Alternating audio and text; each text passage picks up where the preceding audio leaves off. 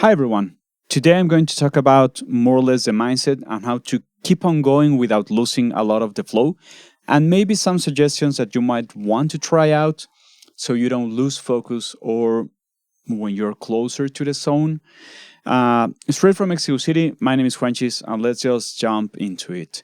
It's a small list, it's not really like a making music kind of video. So, whenever you're making music, you might end up making first 4 bars of the drums, then 4 bars of the bass, putting harmony on top of that, then setting up a lead on top of that. And I showed you the way that you can use from Ableton Live using the takes. I will link that video in the description, where you might have different takes and you can start combining one version with another. You can start duplicating this and start making some sort of arrangement where in one section the bass, the drums go into this variation, then go into this variation, then maybe they go back into this one, and that combines with different basses, and maybe the harmony on top does a different thing, and the lead is probably something like this. Like, it doesn't matter, but the point being that you might want to start setting up variations for your arrangement and maybe you're not so sure about it. I feel like most of the times when I'm trying to more or less know in which places or which loops or which sections I have more or less more of an idea of what I want to do with them, I don't mind working with something that feels loopy at first, because maybe I'm just trying the structure where I want this to repeat by holding Command and dragging, and then I want again this section into this section, and I can try a whole arrangement where I just go back into this one and do this one 2 times, and I can just listen from beginning to end and see if that works. And if this arrangement works, and now I can start worrying about doing some better conduction of my harmony and my melodies, so this transitions best into this musically without just falling on a huge layer of effects that's filled with washes and reverbs and reversed vocals and a ton of stuff that isn't necessarily the inner part or the inner core of music itself. So first I will concentrate on this without worrying about it being a bit loopy, and then I will rearrange a little bit the way my voices move around or the way some things happen in specific moments. For example, coming back into this blue section, I could mute maybe 1/4 note of the bass, and I can start having a broader view before actually doing my complete arrangement. That's number one. Then, as you can see on this session, honestly, if you have 4 tracks, this should be doing most of the trick.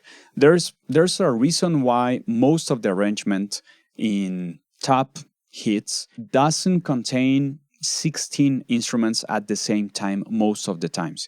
I know there are certain genres that might benefit from doubling guitars, from doubling vocals, but first it's probably a lot easier to just think about it as the rhythm section, the way your harmony section connects, and how it relates to something that's the lead or the top melody or the top line. There are so many ways to call it. And honestly, if those 4 things don't make it work, you should probably stop adding stuff, mute tracks, and figure out why isn't it working. Maybe the rhythm of the harmony isn't working against what the drums is doing.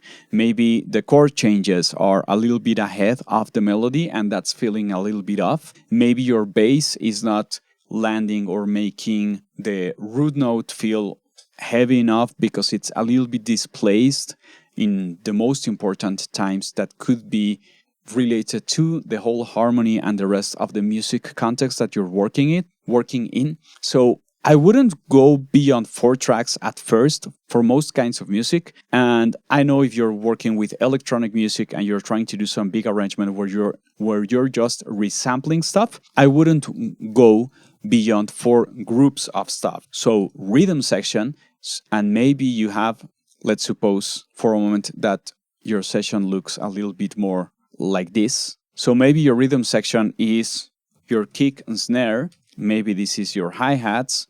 Maybe this is shakers, and maybe this is your percussion. And this is all one single track. And this is the usual tops that involves different percussions. That's one group. Then a second harmony group, because I know in electronic music we tend to do a lot of layering. So maybe this is your basic path, maybe this is your high octave path, and maybe you use these two for an A section, and maybe you use these two for the B section, and maybe you have one last group where everything that's top line, let's call it that, works, where you have maybe your arps, your leads, your vocal chops, or samples or whatever. And this is a way of trying to keep it together. But these have to work against each other when you're writing them at the same time, and so on. So try to keep it simple. If you just add effects, risers, whooshes, and cymbals, doesn't connect the music. It helps the transition, but it's not making the music happen because it's not yet working. And following this logic, the whole idea of arrangement, not thinking as verse, chorus, pre-chorus, number 3 would be arrangement in the sense of adding more instruments that aren't part of the inner core of the music that you're making. So maybe you have this main harmony, and I might suggest that you start using folders. I have them assigned on my F on my keyboard.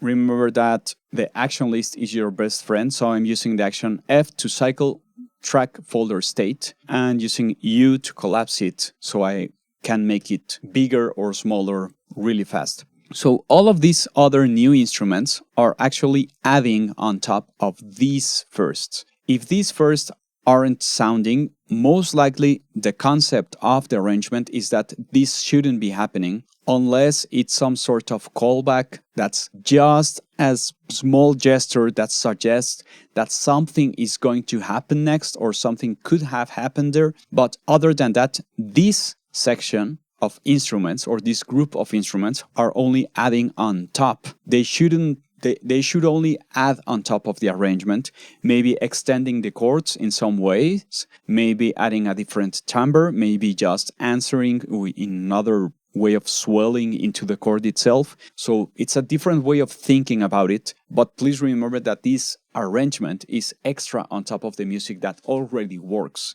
If you just add this before the music works, you will probably start stumbling again into why your music isn't working from the beginning. On the productions that I've been making lately, I couldn't make it any clearer, I think.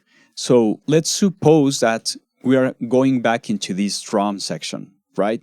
And I have this as my kick, this as my snare top, this as my snare bot, this is my overhead left, this is my overhead right. In the case of electronic music, you might want some kick thump, kick body, and kick attack, something like that. So it might look something like that. And of course, this looks easier on the eyes at the beginning, but once you start making peace with working with folders, it's easier because you have all of this for editing by relating maybe these tracks and opening the grouping parameters, and maybe I'll group these 3, rename the group as kick. I'm going to add them only to the edit. That way, if I have clips here, I can edit the 3 kicks at the same time. And when necessary, I can disable the group. I can toggle all track grouping on and off, so I can edit one track at a time or all 3 at the same time. And all of this starts fitting better on your workflow as you just incorporate it as part of the way you do stuff. So once I have all of my samples and I have all of my processes, that could be any amount of plugins that I'm using for those tracks. The beauty of it is that I'm not getting exactly the millisecond of everything right. For me, making music and making an arrangement and mixing has more to do with whenever you go to sleep and you're trying to get the pillow on the right spot, you don't just put it once and it's set. You always have to go back and start like touching here and there and making it like comfy enough, making like it recover the shape of what you are used to feeling. And that's the same way I feel about making music. You start making small adjustments everywhere until everything starts falling into place, because now you can listen to stuff and you can make then those final judgments how everything together is sounding. And that's when we go into the mixing mindset, where we are just thinking about what's going up front, what's in the way of what, if something is way too loud at a specific point, if a moment should be a bit more interesting, using an extra effect that doesn't have to do with the music itself, with the inner core of the music. But all of these processes, I can start narrowing them down. And remember that in Reaper, we can have different sessions open. So I would make a save as of this session of production, song by Juan, and maybe I just make a new save as of that same file, and I save this as a mixing or as a new stage of the production with any comments, either using the project settings, using whatever note system that you might want to use. And I can just start freezing my tracks to stereo prefader and reducing the amount of clutter that I might have at site and the amount of the processing that I am using. Also, if we go into View Track Manager, remember that you could have a shortcut that I am using one to hide the selected track, right? So maybe I'm done with this one and I freeze it. And other variations of this idea that I might like or might not like, I can just select all of the tracks. In my case, I'm using a shortcut for Toggle Effects Bypass for selected tracks. So I can turn off and bypass all of the effects. I'll be sure to have muted all of the tracks that fall into it so I don't have any routing going on and listening to stuff that I don't want to, and then hide them, and I can recover them from the track manager if necessary. And I can also really check if all of the muted tracks that are not with this small dot marked on the TCP track control panel and the mixer control panel, because I can see them there if they are muted or not. So if I miss something, it's easier to follow it. It also gives information if you froze the track instead of rendering to a new track. So that's a lot of information that you can take advantage of when managing your project. This bounce is really just tweaking the tone of the instrument so it's interesting enough and it relates better to the rest of the things that are happening within the song. But I wouldn't necessarily call it a mixing mindset decision. I know this is like some sort of where people set themselves apart. I think it's not. I think mixing should be on a different stage on most genres. I understand that some genres aren't like that, but it's just a suggestion. Again, take whatever you like or use or can benefit the most from these videos overall and try what you like or try everything, and whatever you don't like, throw it. Like, don't waste time with it. Another small strategy that you might find helpful is having your faders, all of the faders. Since I'm using folders, remember, I might make smaller all of my auxiliary tracks. And now I can bring down all of my rhythm section, all of my harmony, and all of my top lines. And then since I probably have groups here, for example, maybe I have this group of drums, I can lower the drums and try it against something else and start making like big movements of groups of instruments and try to find a new balance. I don't like having really small faders. I know most Reaper users have their mixer down here. I don't like it so much. I haven't gotten used to that. Sorry, it's not my thing, but this might be useful for you. If you move your mouse just close enough to the edge, you will see that it turns into two small arrows. If I hold Command or Control on PC and drag, I can adjust all of the tracks at the same time. So maybe I have long faders or longer faders down here, and all of my plugins will be available to click from up here. Problem for me is that you don't have the sense at sight. So maybe I would only not show the FX chain in this part, and from this other line that you see here, I can drag the sense, so I can always see the sense and the faders, and now I can start creating sense from one track to another. And remember that if you hold Option or Alt as you drag, it disables the send to the master track, being it the stereo out or the group itself where it's being contained. For erasing the sense, hold Option and click on them, or if you just want to bypass them, hold Shift and left click them. But bringing your faders down and starting to bring things up again, for me, it's not about looking the perfect peak level. It's about trying to give myself another approach to that balance of the music itself and see what it brings when I bring stuff in and pull stuff out. And for me, the biggest tip of all for you to for you to be able to keep on making great music and evolving as much as possible is you could try to make an arrangement vertically as dense as you want, but you really have to pick what's the most important thing that you want people to be able to listen to. If the style you're making has to feel really busy, then that's the way it should be sounding. But this mindset of working with groups helps you bring all of this group is really important, so I might have to sacrifice a little bit of this group, right? And that's probably a lot healthier and easier to make choices when you have to make choices.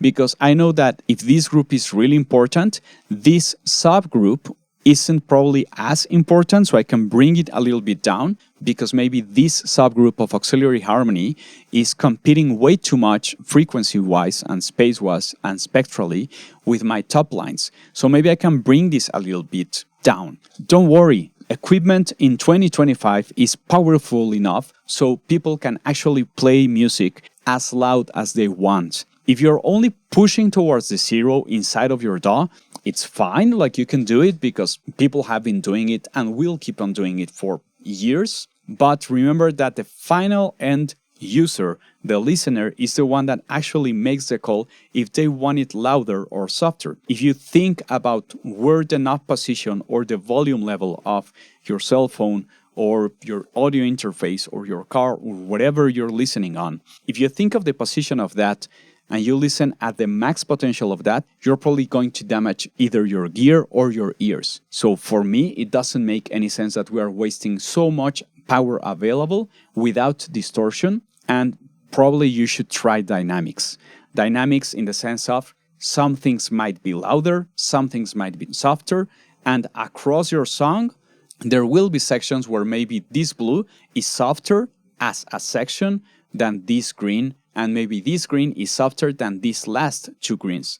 And that's dynamics. Embrace it. Honestly, it's going to give you so much more movement within the music itself, even though it's a bit loopy at first. If you like this kind of videos, please subscribe, comment, hit the notification bell, and do all of those things that people on YouTube say. And be sure to check out my socials linked in the description. Every action mentioned on the video is also in the description. And leave any questions in the comment section as well. Straight from Mexico City, my name is Juanchis, and thanks for listening.